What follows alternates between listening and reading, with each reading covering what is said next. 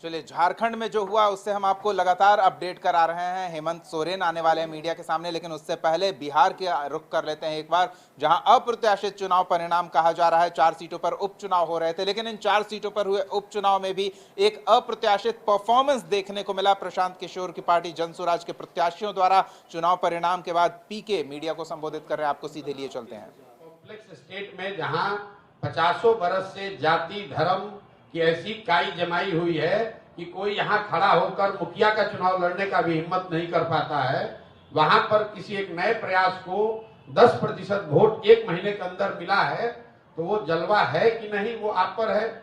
आप उसका निर्णय कीजिए। मेरी समझ से और बेहतर शुरुआत हो सकती थी, लेकिन जो शुरुआत हुई है ये आगे इस पर एक बड़ी इमारत खड़ी करने के लिए काफी है। इस पर जनसुराज के लोग मिलकर आगे प्रयास करेंगे, उनको बड़ी सफलता मिलेगी। प्रधान जी, क्या आप मानते हैं कि आरजेडी को 2 सीटों पे आपके कारण हार मिली है?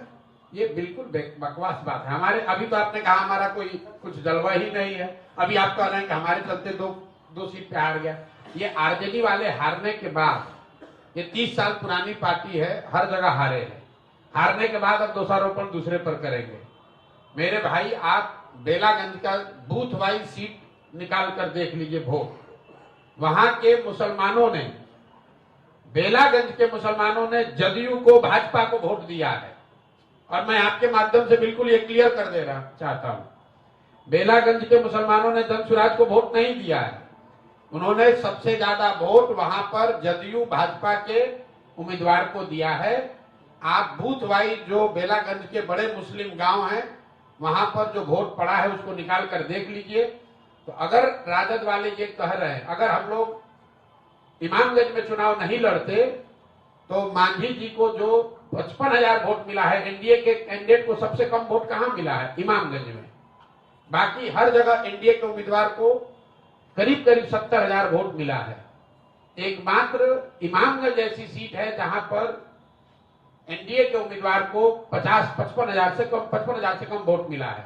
तो हम लोग का अपना आकलन यह है कि जो वोट जनसुराज को इमामगंज में मिला है, उसका 2/3 हिस्सा वो था जो मांझी जी को वोट मिल सकता था। कुछ हिस्सा जरूर राजद का आया होगा। अगर इमामगंज में हम लोग नहीं लड़ते तो राजद वहां और बड़े अंतर से हारती, कम से कम 25-30 हजार से हारते ये लोग। पहले ही चुनाव में प्रशांत जी आपके बस्ते में वोटरों ने 70,000 वोट डाला है। राजनीति की स्थापित परंपरा है, गठबंधन को लेकर ऑफर आ सकते हैं। मन डोलेगा नहीं डोलेगा? भाई, ना मन डोलेगा ना कार्यक्रम डोलेगा। जनसुराज को सुधारने, जनसुराज का जो अभियान हमने शुरू किया है वो 10% वोट के लिए नहीं है, 30,000 वोट के लिए नहीं है, किसी को जिताने हराने के लिए नहीं है, बिहार में व्यवस्था परिवर्तन के लिए है।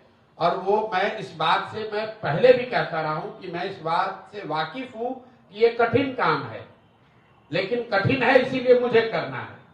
मुझे इस बात का एहसास है कि इसको करने में 10 बरस भी लग सकता है, लेकिन आप मत घबराइए। हम 10 बरस भी अगर लगेगा तो करे बगैर नहीं मानेंगे, बिल्कुल किया जाएगा। 10% वोट बिहार में ये साधारण बात नहीं है।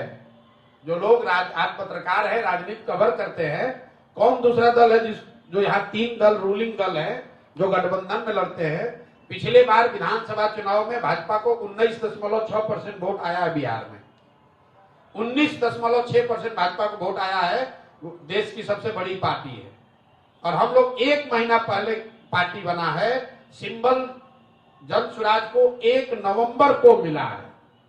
जो कैंडिडेट चुनाव लड़ रहे हैं, जो लोग चुनाव लड़े, वो सिर्फ 10 दिन उनके पास अवसर था घर घर पहुंचाने के लिए कि ये हमारा सिंबल है। उस 10 दिन में भी 2 दिन दिवाली और 4 दिन छठ में चला गया।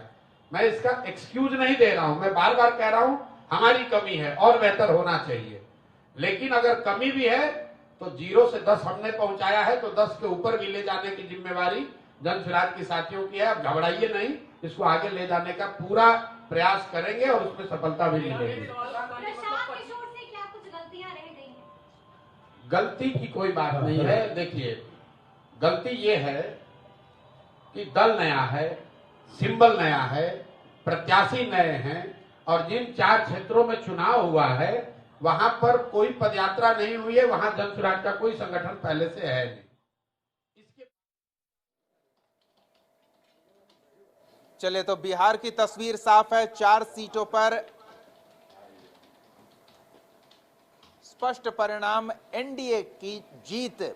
और उसी पर प्रशांत किशोर को अभी आप सुन रहे थे, प्रेस कॉन्फ्रेंस कर रहे थे प्रशांत किशोर ये कह रहे हैं कि अभी अभी की बनी हुई पार्टी जब इस तरह का प्रदर्शन कर सकती है तो वो संभावना देख रहे हैं 2025 में बड़ा उलटफेर बिहार की सियासत में करने को लेकर, और वो बात अपने मन की वो रख रहे हैं। हम बातचीत करेंगे, हमारे साथ ब्यूरो हेड नीलकमल जुड़े हुए हैं, इनसे थोड़ा समझने का प्रयास करते हैं।